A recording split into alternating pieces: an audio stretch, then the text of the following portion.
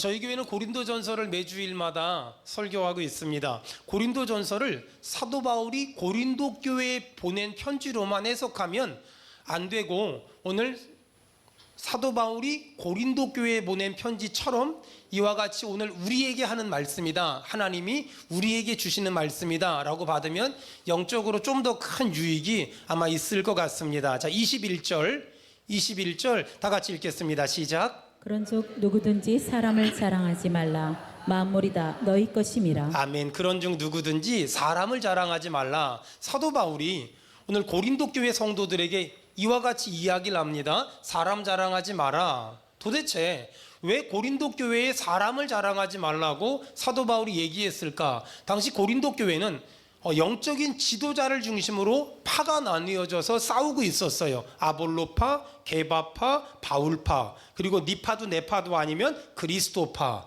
이러면서 싸우고 있었기 때문에 사도 바울은 그 사실을 알고 너희들은 사람을 자랑하지 마라, 이렇게 지금 말했던 거예요. 여러분, 하나님이 세운 영적인 지도자, 목사님, 그 목사님을 존경하는 건 참 좋은 일이고 참 귀한 일이지만, 그것이 지나쳐서 그 목사님을, 그 주의 종을 우상화하거나 아니면 그 사람이 말한 것만 진리라고 믿고 다른 사람이 말한 걸 무시한다면 그건 굉장히 영적으로 속고 있는 것일 때가 많아요. 그러므로 오늘 사도 바울은 사람을 자랑하지 말라. 저는 수원은혜교회가 저든 어떤 목사님이든 어떤 사역자든 어떤 장로님이든 어떤 사람을 자랑하는 교회가 아니라 오직 주 예수 그리스도를 자랑하는 그런 교회가 되기를 주의 이름으로 축원합니다. 지금 고린도 교회는 영적인 지도자에 따라서 바울파, 아볼로파, 게바파 나뉘어져서 서로 싸우고 있는 그런 상황이었어요. 그런 고린도 교회를 향해서 사도 바울이 너희들 사람 자랑하지 마 라고 말했어요. 성경은 이와 같이 이 자랑하는 일에 대해서 단호하게 금지하고 또 하지 말라고 명령합니다. 여러분, 성경에 나온 자랑에 대한 입장을 좀 정리하면, 성경은 다른 사람에게 자랑할 것이 있으면 내가 자랑해주고, 내가 자랑할 것이 있으면 다른 사람이 자랑해 줄 때까지 기다려라. 굉장히 수준 있는 말이니까 다시 한번 할 거예요. 다른 사람에게 자랑할 것이 있으면 내가 대신 자랑해주고, 내가 자랑할 것이 있으면 다른 사람이 자랑해 줄 때까지 기다려라. 여러분, 옆 사람 얼굴 좀 봐봐요. 그리고 막 칭찬할 게 있으면 막 칭찬 좀 한번 해봐요. 막 여러분, 이렇게 다른 사람이 자랑할 게 있으면 내가 대신 자랑해주고, 내가 자랑할 것이 있으면 다른 사람이 자랑해 줄 때까지 기다리는 것, 그걸 믿음 생활이라고 말해요.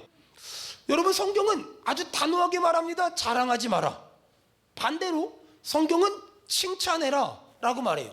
칭찬이란 말이 무슨 말이냐면요, 내 주변에 있는 사람들이 잘하는 걸, 잘했다고 말하는 걸 칭찬이라고 말해요. 여러분, 성가대 오늘 잘했죠? 예배 끝나고 나가면서 성가대 잘했다고 얘기를 해주세요. 누가 잘한 걸, 잘했다고 말하는 걸 칭찬이라고 말해요. 잘한 걸 잘했다고 말하는 거, 그걸 칭찬이라고 말해요.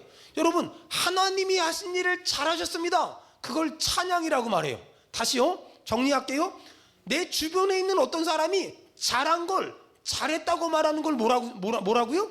칭찬이다. 자, 하나님이 하신 일을 잘했다고 말하는 걸 뭐라고요? 찬양이다. 그리고 내가 잘한 걸 드러내는 걸 자랑이다 라고 말해요. 다시 한번요. 자, 내 주변의 사람들이 잘한 걸 잘했다고 말하는 걸 뭐라고요? 하나님이 하신 일을 잘했다고 말하는 걸 뭐라고요? 내가 한 일을 잘했다고 말하는 걸 뭐라고요? 자랑이라고 말하는 거예요. 성경은 자랑하지 마라, 그리고 칭찬해라, 그리고 하나님을 찬양해라 라고 말해요. 근데 문제는 자랑을 안 하고 싶은데, 모든 사람의 본능에는 자랑을 하고 싶은 욕심이나 어떤 본능이 굉장히 강해요. 그걸 억제하는 게 굉장히 어렵거든요. 그래서 사도 바울은 뭐라 그랬냐면, 나는 세상의 모든 것들을 배설물, 분토마토 못하게 여기노라. 그리고 나는 딱 하나만 자랑하는데 오직 십자가만 자랑하겠노라 라고 말씀했어요. 저는 수원은혜교회가 얼마나 일을 잘하나 사역을 잘하나 말하지 말고 오직 십자가와 예수를 자랑하는 그런 교회가 되길 축원합니다. 자, 그러면서 오늘 21절에 하나님은 굉장히 중요한 말씀을 우리에게 주세요. 자, 고린도전서 3장 21절 다 같이 읽겠습니다. 시작. 그런즉 누구든지 사람을 자랑하지 말라. 만물이 다 너희 것임이라. 자, 따라하겠습니다. 만물이 다 너희 것임이라. 시작. 만물이 다 너희 것임이라. 만물이 다 너희 것임이라. 너희 것이란 말은 고린도 교회 너희들 것이다 라는 말이기도 하지만 오늘 우리 것이라고 말하는 거예요. 자, 다시 한번 우리 한번 읽읍시다. 만물이 다 내 것이다. 시작. 만물이 다 내 것이다. 하나님이 오늘 우리에게 뭐라 그러냐면 만물이 전부 다 내 것이다 라고 말해요. 여러분, 옆 사람 지금 졸고 있는 사람이 있을 수 있으니까 이 세상 만물이 다 집사님 거래요, 권사님 거래요, 성도님 거래요. 시작. 이 세상 만물이 다 이 세상 모든 만물이 다 우리 거래요. 자, 여러분, 제가 좀 수준 있는 말 해볼 테니까 잘 들어보세요. 우리는 세상이 인정하는 부자는 아니지만 하나님이 인정하신 부자 맞습니까? 우리는 세상이 인정한 부자는 아니지만 하나님이 인정한 부자예요. 왜? 오늘 성경에 보니까 만물이 다 내 것이다, 만물이 다 우리 것이다 라고 말을 해요. 자, 그러면 어떤 사람이 1억짜리 승용차를 타고 와서 막 자랑을 해요. 여러분, 절대로 기분 나빠하지 말고요, 생각을 해봐요. 1억짜리 승용차가 좋은가 아니면 내가 타고 다니는 버스가 비싼가?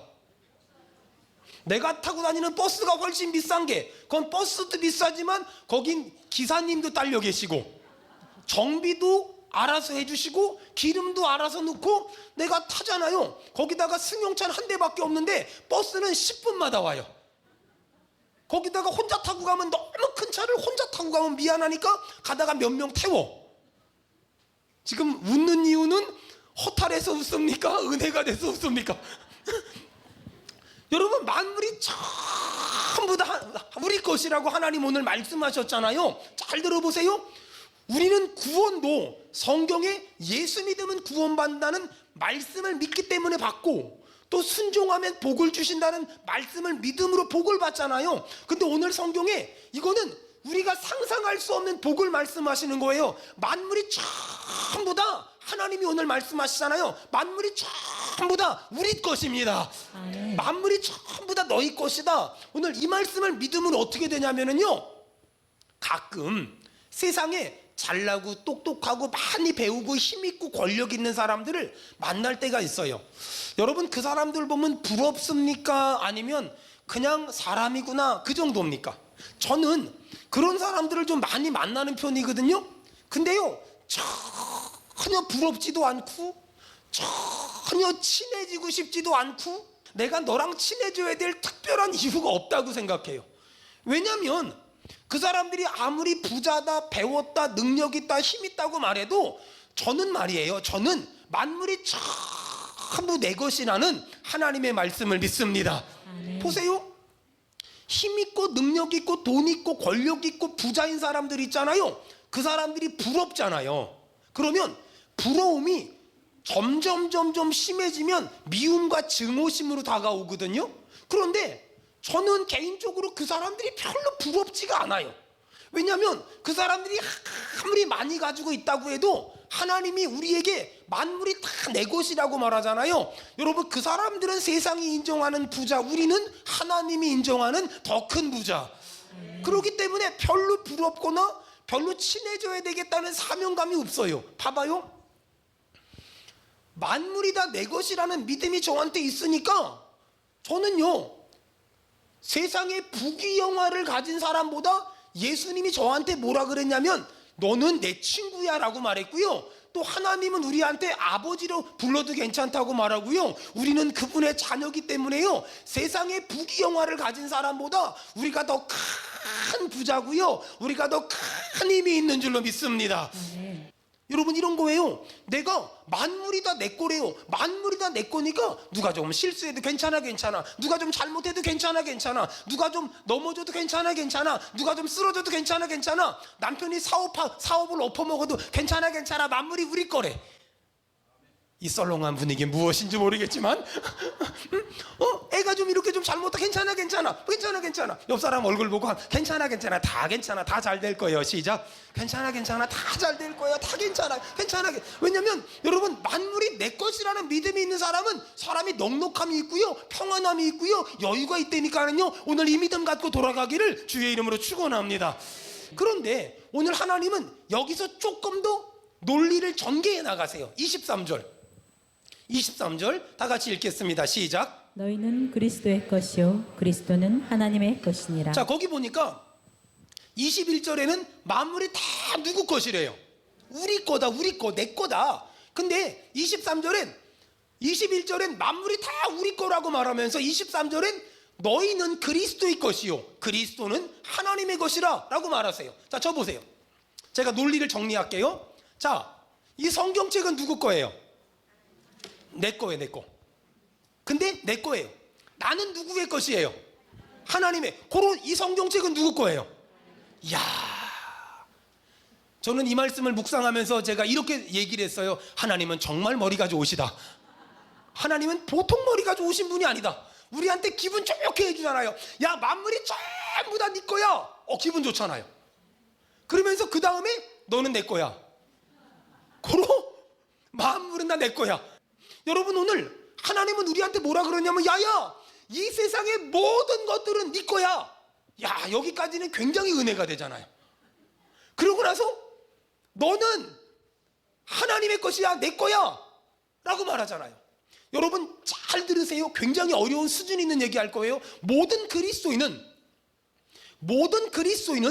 내가 가지고 있는 것들에 대해서 이중 소유권을 인정해야 돼요.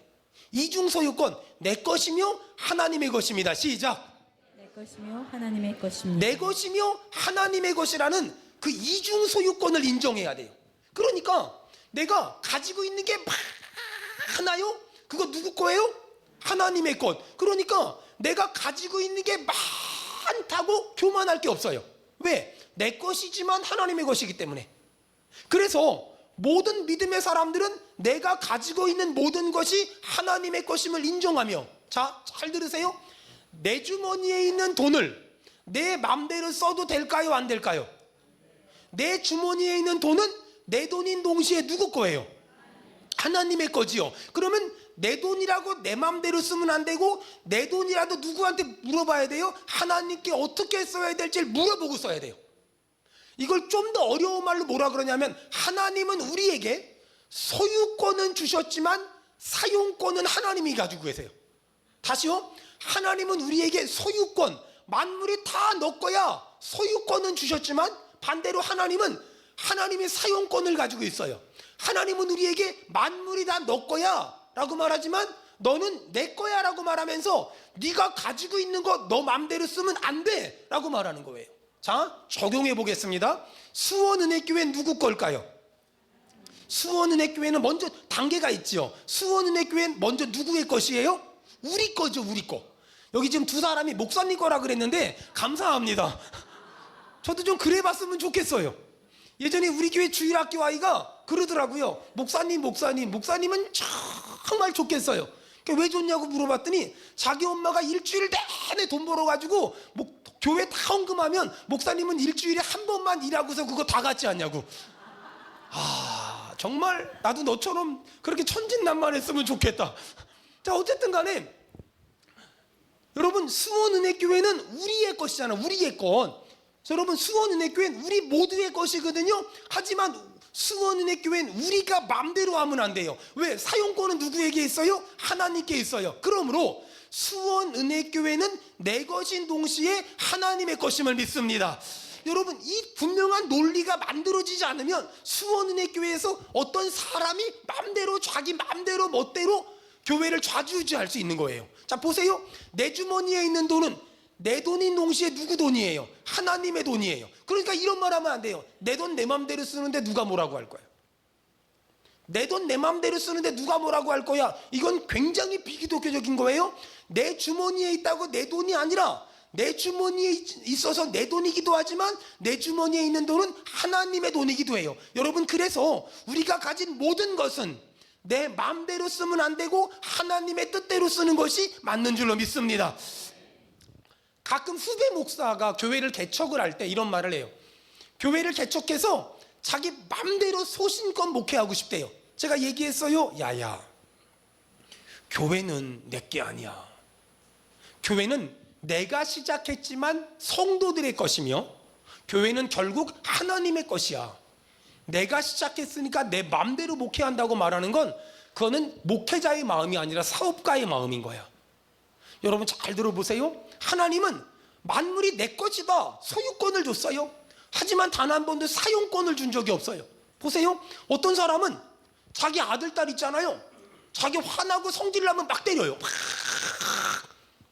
그러면서 남들이 왜 아이한테 그러면 안 된다고. 내 자식 내가 마음대로 하는데 누가 뭐라 그래요. 잘 들어보세요. 내게 주신 자식이지만 소유권은 나에게 있지만 사용권은 하나님께 있기 때문에 내 자식인 동시에 하나님의 자녀이기 때문에 함부로 하면 안 돼요. 절대 함부로 하면 안 돼요. 어떤 경우도 함부로 하면 안 돼요. 여러분, 하나님의 은혜로 우리 교회가 계속 이렇게 부흥하고 계속 성장하고 있어요. 잘 들어보세요. 외적으로 자꾸만 교회가 부흥하고 성장한다고 해서 기분이 너무 좋지도 않고요. 기분이 너무 나쁘지도 않아요. 그냥 신앙생활 하는 거예요. 그냥 믿음 생활 하는 거예요. 어차피 내 거 같지만 전부 하나님의 거거든요. 그러니까 여러분, 교회가 커지든 사람들이 많아지든 신앙생활은 뭐냐면 그냥 내 신앙생활 꾸준히 지속적으로 여전히 하면 되는 거예요. 이렇게 모든 그리스도인들이 그 이중 소유권을 인정해야 돼요. 내 거지만 하나님의 것이다. 시작. 하나님의 것입니다. 내 것이지만 하나님의 것이란 이중 소유권. 이 이중 소유권을 항상 인정해야 돼요. 자, 저는 저희 교회 재정을 쓰는 걸 굉장히 어렵게 생각해요. 저는 저희 교회 헌금을 사용하는 걸 굉장히 신중하고 또 신중하게 생각해요. 그래서 어떤 일을 하려고 하잖아요. 그럼 먼저 내가 어떻게 할 건지, 내가 가진 것을 어떻게 쓸 건지를 고민하고 나머지만 교회 재정을 가지고 사용을 해요. 단 한 번도 어떤 일을 하려고 할 때 내 건 10원도 안 쓰고 교회 돈 가지고 할 거야, 이런 생각을 단 한 번도 해본 적이 없어요. 어떤 교회 일을 할 때, 어떤 사역을 할 때 내가 가진 것을 얼마나 쓸 것인가, 그리고 나머지 부족한 것만 일부분만 그러면 교회 재정으로 해야지, 날마다 이런 생각을 가지고 목회하고 사역해요. 그러다 보니까 아직까지 재정적으로 단 한 번도 실수를 하거나 허투게 사용해 본 적이 없어요. 왜 그럴까요? 내가 담임 목사인데 내 맘대로 쓸 수 있지 않아요? 그렇지 않아요. 저는 이 이중 소유권이란 단어를 굉장히 중요하게 여겨요. 교회의 모든 헌금은 우리 교회의 것이지만 하나님의 것이기 때문에 하나님의 뜻대로 쓰는 것이 맞는 줄로 믿습니다. 자, 오늘 성경은 우리에게 두 가지의 굉장히 중요한 영적인 힌트를 줘요. 자, 만물이 다 내 것이다, 이 말씀을 근거로 하면 우리는 부자예요, 가난한 사람이에요? 만물이 다 내 것이다는 말씀을 근거로 하면 우린 하나님이 인정하는 부자예요. 근데 만물이 다 하나님의 것이다, 너희는 다 하나님의 것이다, 이 말씀을 근거로 하면 우리는 부자예요, 가난한 사람이에요? 우린 가난한 사람이에요. 자, 만물이 다 너희 것이다, 이 말씀을 근거로 보면 우린 부자지만 너희는 다 하나님의 것이다, 내 것이 하나도 없는 거잖아요. 그런 의미에서 보면 우린 가난한 사람이에요. 여러분, 진짜 그리스도인이란 어떤 사람이냐? 세상적으로는 가난하고, 세상적인 데는 가난하고 하나님의 일엔 부유한 사람. 먹고 놀고 쓰고 또 입고 사는 데는 가난한 사람, 하지만 하나님의 일엔 부유한 사람, 전 그 사람을 진짜 그리스도인이라고 생각해요. 제가 좋아하는 어떤 목사님이 이런 말을 한 적이 있어요. 50달러를 교회에서 사례비로 받았대요. 5달러를 하나님께 드리고 45달러를 먹고 사는 데 썼대요. 어느 날 100달러 받았대요. 여전히 45달러를 나를 위해 쓰고 나머지를 하나님께 드렸대요. 어느 날 1000달러를 받았대요. 여전히 45달러를 쓰고 나머지는 하나님께 드렸대요. 어느 날 2000달러를 받았대요. 여전히 45달러를 나를 위해 쓰고 나머지는 하나님께 드렸대요. 여러분, 하나님의 은혜로 우리 교회가 막 부흥하고 성장해요. 교회가 부흥하고 성장하면 목사가 사는 삶의 수준이 달라집니까? 아니에요. 저는 옛날이나 지금이나 똑같아요. 달라진 건 뭘까요? 달라진 건 제가 달라진 게 아니라 우리 교회가 하는 일이 더 많아지고 베푸는 데가 많아지고 섬기는 데가 많아진 거예요. 그 이상도 그 이하도 없어요. 여러분, 이 말을 잘 들으세요. 교회가 부흥하고 성장한다는 건 목사가 입고 먹고 마시는 게 달라지는 게 아니에요. 교회가 부흥하고 성장하고 커진다는 건 목사의 삶이 달라지는 게 아니라 우리가 더 많은 곳에 베풀고 더 많은 것을 섬기고 더 많은 것을 안아주고 더 많은 것을 끌어안아줄 때 그것이 하나님의 뜻인 줄로 믿습니다. 전 그렇게 목회하고 싶어요. 우리 교회가 점점 하면 하나님의 은혜로 부흥해요? 그러면 제 삶이나 먹는 거나 입는 거나 사는 게 달라지는 게 아니에요. 전 그냥 똑같아요. 저는 지금도 똑같고 앞으로도 똑같고 과거에도 똑같았어요. 별로 변화되는 게 없을 거예요. 달라지는 건 딱 하나예요. 하나님이 복을 많이 주시면 더 많은 연약한 곳에, 더 많은 힘든 곳에, 더 많은 어려운 곳에 흘려보내는 거, 그걸 더 많이 할 거예요. 그러기 위해서 저는 저에 대해선 더 철저할 거예요. 저는 오늘 이 말씀을 묵상하면서 또 저에 대해서 채찍질을 해요. 그래, 내가 세상적인 것에선 더 가난해지고 하나님의 일에 대해서는 더 부유한 자가 되겠습니다. 이것이 제 기도 제목이고 이것이 제 꿈이에요. 제가 하나님의 일에 대해서는 절대로 아끼지 말고 제가 개인의 삶에 대해서는 더 아끼고 살겠습니다. 진짜 그리스도인이란 하나님의 복을 받아가지고 잘 먹고 잘 살고 잘 쓰는 게 아니에요. 진짜 그리스도인이란 하나님에 대해서는 풍요롭게 쓰고 나 개인의 삶에 대해서는 더 불편하게 살 줄 아는 사람, 그러면서 그걸 기뻐하고 감사하고 즐거워할 줄 아는 사람, 여러분, 그런 사람들이 우리 교회 안에 점점 늘어나기를 주의 이름으로 축원합니다. 제가 성경을 묵상하는데 그런 사람이 딱 떠올랐어요. 야베스란 사람. 야베스는 태어났는데 야베스네 엄마가 아들 이름을 줬는데 뭐라고 줬냐면요, 야베스. 뜻이 뭐냐면 고통, 슬픔, 아픔, 속상함, 억울함, 이게 야베스란 이름의 뜻이에요. 아니, 뭔 엄마가 자식 이름을 그따위로 짓는데요? 그래서 어떤 신학자가 뭐라 그랬냐면, 왜 자식을 낳고 이름을 그렇게 줬을까? 여러분, 이해하고 들으세요. 야베스는 태어나는 순간에 심각한 장애를 가지고 있었다라고 주장하는 학자들이 꽤 많아요. 태어나는 순간에 그 외모를 보자마자 심각한 장애가 있었다. 우리는 이렇게 키우면서 아이가 장애가 있다, 연약하다는 걸 깨닫잖아요. 근데 야베스는 태어나자마자 그냥 외모로 보기에도 심각한 장애가 있었다라고 주장하는 학자들이 몇 명 있어요. 그래서 그런지 야베스의 어머니는 야베스를 낳자마자 그 아이의 이름을 고통이다, 아픔이다, 상처다, 눈물이다, 고난이다, 이렇게 이름을 줬어요. 그런 의미에서 보면 야베스는 태어나서 부모의 사랑을 못 받았을 것이고 어떤 좋은 환경이 아니었을걸요? 근데 그런 야베스가 9절에 보니까, 여러분 한번 다 같이 읽을까요? 시작. 야베스는 그의 형제보다 귀중한 자, 자라. 다시 한번 읽겠습니다. 시작. 야베스는 그의 형제보다 귀중한 자라. 여러분, 우리 교회 장애를 가진 아들, 딸들 있잖아요. 저는 우리 아들, 딸들에게 이 역대상 4장 9절의 은혜가 임하길 바라요. 야베스는 그의 형제보다 귀중한 자라. 야베스는 그의 형제보다 귀중한 자라. 아니, 태어날 때는 그렇게 비참하고 그렇게 가슴 아프게 태어났는데 그가 인생의 후반에 그 형제보다 귀중한 자, 옛날 성경엔 존귀한 자가 됐대요. 어떻게? 10절에 보니까 야베스가 4가지의 기도를 했어요. 오늘 여러분, 이 4가지의 기도가 우리 안에 회복돼야 돼요. 우리 안에 살아나야 돼. 이 4가지의 기도가 뭐냐? 자, 10절 다 같이 읽겠습니다. 시작. 야베스가 이스라엘 하나님께 아뢰어 이르되 주께서 내게 복을 주시려거든. 아멘. 자, 첫 번째, 여러분 볼펜 있으면 거기 이렇게 하이폰 닦으세요. 자, 첫 번째, 주께서 내게 복을 주시려거든. 자, 따라합시다. 복을 주시옵소서. 복을 주시옵소서. 복을 주시옵소서. 복을 주시옵소서. 야베스의 첫 번째 기도는 뭐냐면은요, 하나님 복 달라고, 하나님 내 인생에 복을 달라고, 내 인생에 복을 달라고 기도했어요.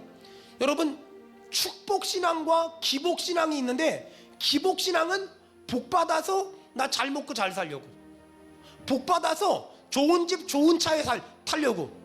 기복신앙은 나 복 받아서 잘 먹고 잘 살려고. 축복신앙은 복 받아서 하나님의 일 하겠습니다, 복 받아서 하나님의 영광을 위해 살겠습니다, 복 받아서 더 연약한 사람 섬기겠습니다. 여러분, 축복의 신앙이 있기를 주의 이름으로 축원합니다. 저는 대학생 선교 사역을 할 때도, 필리핀 선교사로 있을 때도, 교회를 개척했을 때도 아무도 도와주는 사람이 없었어요. 단 한 사람도 도와주는 사람이 없었어요. 도움을 받으려고 생각조차 안 해봤어요. 어느 날 너무 힘들어서 하나님한테 기도하는데 하나님이 이렇게 보여주신 게 하나 있어요. 여름철에 그 봄에 모내기를 해야 되는데요, 비가 안 와요. 그래가지고 논바닥이 전부 갈라진 거예요. 그래서 뭐를 심을 수가 없고 식물을 심을 수가 없어요. 근데 있잖아요, 농부들이 하늘을 쳐다보면서 비 좀 달라고. 요즘에는요, 논들이 전부 경지정지가 돼가지고요, 저수지로부터 물이 가거든요. 근데 옛날 논들은 전부 다 천수답이라 그래서요, 비가 오지 않으면 모내기를 할 수 없었어요. 근데요, 그때 농부들이 뭐 하는 줄 알아요? 하늘 쳐다보고 비 좀 달라고, 하늘 쳐다보고 비 좀 달라고. 근데 신기한 거는요, 비가 오잖아요, 엊그저께까지 말라 삐뚤어졌던 그 땅이 옥토가 돼요. 여러분, 기대하세요. 하나님이 복을 주시잖아요. 그러면 황무지 같은 내 인생이 옥토가 될 줄 믿습니다. 하나님이 복을 주시잖아요. 내 인생에도 마른 땅에 샘물이 터질 줄 믿습니다. 하나님이 복을 주잖아요. 그럼 내 인생에도 웃음꽃이 필 줄 믿습니다. 야베스가 첫 번째, 복 달라고, 복 달라고, 복 달라고. 두 번째, 나의 지경을, 다 같이 읽겠습니다. 시작. 나의 지역을 넓히시고. 아멘. 나의 지경을 넓히시고 나의 영향력을 넓혀달라고 기도한 거예요. 여러분, 사업하는 사람들, 여러분의 지경이, 여러분의 영향력이 넓어지길 주의 이름으로 축원합니다. 이왕이면 예수 잘 믿는 사장님들이 직원들 많이 써서 그 직원들 예수 믿게 하면 얼마나 좋겠어요. 여러분, 공부하는 청년들이, 학생들이 좋은 시험에도 합격하고요, 공무원 시험에도 합격하고요, 교원 임용고시도 합격하고요, 좋은 대학 합격하면 얼마나 좋겠어요. 여러분, 지경이 넓어지길 축원합니다. 여러분, 지경이 넓어졌으면 정말 좋겠어요. 어릴 적에 공부를 별로 안 하잖아요. 그럼 엄마들이 우리 야단칠 때 뭐라고 야단친 줄 알아요? 공부 좀 해라, 공부해서 남 주냐? 저는 이런 야단을 많이 맞고 자랐는데, 여기 보니까 성가대 쪽은 전혀 이런 야단을 안 맞고 스스로 공부를 열심히 한 사람들만 모여 있는 것 같아요. 아니면 부모가 버렸거나 어쨌든 간에 공부 좀 해, 공부해서 남 줘, 맨날 우리 이런 얘기 듣고 자랐거든요. 근데 있잖아요, 전 그 말 틀린 것 같아요. 나를 위해서 공부를 하니까